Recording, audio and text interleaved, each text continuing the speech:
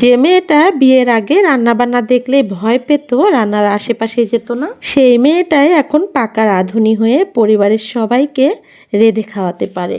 মেয়েদের আসলে শেখাতে হয় না, মেয়েরা সময়ের সাথে সাথে সব কিছুই শিখে নিতে পারে। আর মেয়েরা যখন মেয়ে থেকে বউ হয় বা মা হয়, তখন দুনিয়ার যা কিছু আছে সব কিছু মেনে নিয়ে সবাইকে ভালো রাখার চেষ্টা করে। আসসালামু আলাইকুম আমার প্রিয় ভাই বোনেরা, সকলে কেমন আছেন? আমি আপনাদের গ্রামের নাটোরের বোন। আল্লাহর রহমতে অনেক অনেক ভালো আছি। আর আপনাদের জন্য দোয়া করি আপনারাও সবসময় ভালো থাকেন। আজকে রান্না বান্না করার জন্য সব কিছু গুছিয়ে নিয়ে তো চলে এসেছি রান্না করতে। এগুলো হচ্ছে গরুর পা, আর গরুর পা আমি নিহারি রান্না করব। এই গরুর পাটা আমি কিভাবে ঝটপট রান্না করে ফেলি সেটা অবশ্যই আমার ভিডিওর সঙ্গে থাকলে দেখতে পাবেন। তার সঙ্গে আরেকটা প্রিয় জিনিস রান্না করব, সেটা হচ্ছে গরুর ভুঁড়ি বা গরুর বট। গরুর ভুঁড়ি আর নিহারি দুইটাই রুটি দিয়ে বেশি ভালো লাগে খেতে, এই জন্য এগুলো রান্না করব। তার সঙ্গে সঙ্গে রুটিও বানানো হবে। রান্না করার জন্য তো সব কিছু রেডি, এখন শুধু রান্নাটা শুরু করে দেব। আর এই তো দেখুন আমি কিভাবে নিহারিটা রান্না করি। গরুর পা মানে নিহারি রান্না করতে কিন্তু অনেক সময় লাগে, মানে সিদ্ধ হতে। আর এই তাড়াতাড়ি যেন সিদ্ধটা হয় সেজন্য আমি প্রেসার কুকারে রান্না করব। আর এই পাগুলোকে আমি ভালো করে ধুয়ে নিছি পরিষ্কার করে। এখন শুধু এই তো মশলা দিয়ে ভালো করে হাতে মেখে নেব। গরুর মাংস রান্না করতে যে সকল মশলা ব্যবহার করি সেগুলো দিয়ে এই তো নিহারিটা রান্না করতে হয়। আজকে আর পাটায় মশলা করি নাই, ব্লেন্ডারে সব কিছু মশলা করে নিচ্ছি।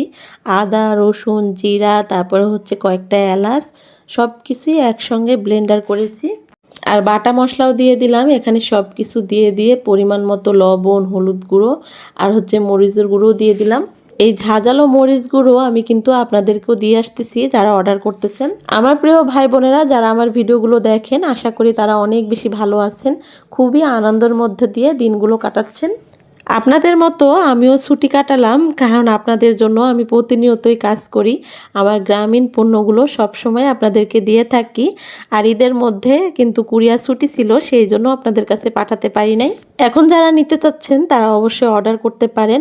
আর আমি কি কি পণ্য দিচ্ছি আপনাদেরকে সেগুলো দেখার জন্য অবশ্যই আমার অন্যান্য ভিডিওগুলো দেখে আসতে পারেন। এই তো পাগুলো এত সুন্দর করে হাতে মেখে নিছি, মনে হচ্ছে এখনই খাওয়া যাবে। তবে এগুলো ভালো করে সিদ্ধ করতে হবে, তাহলেই এর মধ্য থেকে যে সুন্দর একটা শিরা সেটা বের হয়ে আসবে। আর এই নিহারিটা খাওয়া কতটা উপকারী সেটা কিন্তু আমরা অনেকেই জানি। আর এটাতে অনেক বেশি ক্যালসিয়াম থাকে। নিহারিতে যে পরিমাণ ঝোল রাখবেন সেই পরিমাণে পানি দিতে পারেন, কারণ প্রেসার কুকারে এটা রান্না করলে কিন্তু একটুও ঝোল শুকায় না। সেটা আপনারা বুঝে শুনে পানিটা দিয়ে এই তো প্রেসার কুকারটা আমি গ্যাসের চুলায় দিয়েছি রান্না করতে। আর এদিকে আমি ভুঁড়িটা এখন রান্না করে নেব। ভুঁড়িগুলো খুব সুন্দর করে পরিষ্কার করে তারপরে সিদ্ধ করে ধুয়ে আবারও কেটে ধুয়ে পরিষ্কার করে এই তো রান্নার জন্য প্রস্তুত করা হয়েছে। আর ভুঁড়িটা রান্না করার জন্য এই তো সব রকম মশলা ভুঁড়ির মধ্যে দিয়ে দিচ্ছি। এই ভুঁড়ি রান্না যতটা মশমশা হয়, যতটা লাল লাল করে রান্না করা হয়, ততটাই বেশি ভালো লাগে খেতে। ভুঁড়িটা এখন জাল করতে করতেই এর থেকে পানি বের হবে, আর এই পানি দিয়েই কিন্তু ভুঁড়িটা খুব সুন্দরভাবে সিদ্ধ হয়ে যাবে। এই ভাজা ভাজা ভুঁড়ি দিয়ে আর নিহারির ঝোল দিয়ে রুটি খেতে যা মজা লাগে সেটা যারা খেয়েছেন তারা অবশ্যই জানেন। আর আমাদের বাড়িতে প্রায় দিনই রুটি বানানো হয়, কারণ আমার আব্বা রুটি খেতেই বেশি পছন্দ করে, ভাতটা তেমন একটা খেতেই চায় না। বাড়ির ভেতরে গ্যাসের চুলায় রান্না হচ্ছে নিহারি, আর এদিকে আমার মা রুটি বানাতে শুরু করেছে। কারণ আজকে রান্নার জন্য সব কিছু গুছিয়ে নিতে নিতেই একদমই দেরি হয়ে যাচ্ছে দুপুরের খাওয়ার, সেই জন্য বাড়ির ভেতরে মা রুটি বানাতে শুরু করেছিল। আর আমি বাহিরের চুলায় ওই তো ভুঁড়িটা রান্না করে নিচ্ছি। দুজনে মিলে রান্না বান্না একদমই টাইমের মধ্যে শেষ করে ফেলবো। আর দুপুর হলে বাচ্চাদেরও অনেকটা খিদা লাগে, সেই জন্য তাড়াতাড়ি কাজ করার চেষ্টা করতেছি।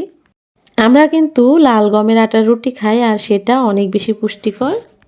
এই তো দেখুন কতটা পানি বের হয়েছে, আর এটা মাঝে মাঝে নেড়ে চেড়ে দিচ্ছি আর ঢেকে দিয়ে এভাবে জাল করে নেব। আজকে দুইটা তরকারি রান্না করতে অনেক বেশি সময় লাগবে। আর নিহারিটা দিছি যেহেতু গ্যাসের চুলায়, প্রেশার কুকারে, ওইটা খুব তাড়াতাড়ি হয়ে যাবে।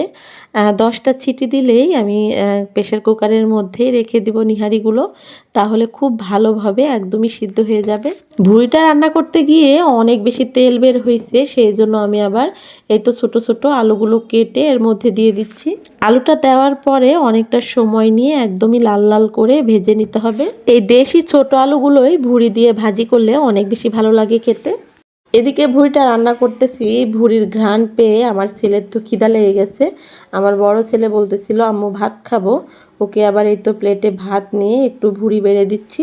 ভুঁড়ি থেকে অনেক সুন্দর একটা ঘ্রাণ আসতেছে, তবে ভুঁড়িটা আর একটু লাল লাল করে ভাজবো, তারপরে নামাবো। এই তো ভুঁড়িটা প্রায় হয়ে আসতেছে, এর মধ্যে আমি ভাজা জিরে আর হচ্ছে কয়েকটা এলাচ একসঙ্গে ভেজে গুঁড়ো করেছি, এই গুঁড়োটাই একটু ছিটিয়ে নেড়ে চেড়ে নামিয়ে নেব।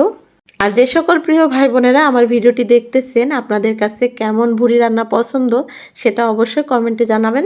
রান্না তো শেষ, এবারেই তো নিহারিটাও নিয়ে আসছি গ্যাসের চুলা থেকে। প্রেশার কুকারের ঢাকনা খুলে দেখি এবার নিহারিটা কেমন হলো রান্না। আমার প্রেশার কুকারটা যেহেতু একদমই ছোট, সেই জন্য নাড়তে চাড়তে একটু কষ্ট হচ্ছে, তবে খুব সুন্দর সিদ্ধ হয়েছে আর রান্নাটাও মনে হচ্ছে খুবই ভালো হয়েছে। আমরা প্রতিটা মেয়েরাই কিন্তু কষ্ট করে রান্না করি, ভালো করে রান্না করার চেষ্টা করি, পরিবারের মানুষগুলো যেন তৃপ্তি করে খেতে পারে। আর তারা যদি ভালো করে খেতে পারে বা ভালো বলে রান্নাটা, তাহলে কিন্তু মনে হয় জীবনটা একদমই সার্থক হয়ে যায়। এর মধ্যেও আমি ভাজা জিরে গুঁড়া ও এলাচ গুঁড়ো দিয়ে দিলাম। এবার নিহারি থেকে আরও সুন্দর একটা ঘ্রাণ আসতেছে। রান্না বান্না কষ্ট করে শেষ করলাম, তবে আমার প্রিয় ভাই বোনেরা ভিডিওটি দেখতেছেন কিন্তু এখনও যারা লাইক দেননি, অবশ্যই একটি লাইক দিয়ে ভিডিওটি শেষ করবেন। গরম গরম নিহারি 2 টুকরো হাড় এই তো আমি আমার বাটিতে উঠিয়ে নিচ্ছি খাওয়ার জন্য।